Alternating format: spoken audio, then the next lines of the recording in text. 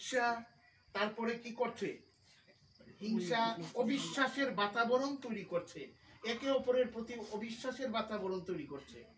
আজকে আমরা এই যে একতা বিনষ্ট হচ্ছে, তার জন্য আমরা রাখি বন্ধনের মাধ্যমে আমরা বার্তা দিতে চাই যে আমরা সবাই একটা পরিবারের সদস্য।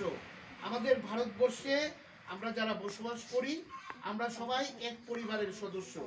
আর রাষ্ট্রীয় স্বয়ংসেবক সংঘ বলে বাসুদেব কুটুম্বকম, আমরা সারা পৃথিবীর প্রত্যেকে আমরা একটা পরিবারের সদস্য, আমরা সবাই আত্মীয়, আমরা সবাই ভাই বোন।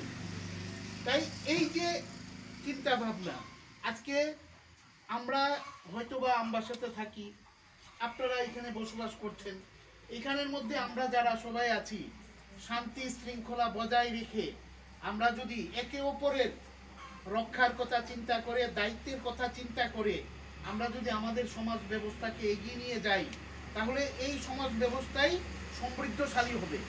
এটাই আমরা চাই, এটাই ভারতবর্ষে যে মুনি ঋষিরা যারা ছিল, আমাদের পূর্বপুরুষরা, এই ভারতবর্ষই আমরা করতে চেয়েছি।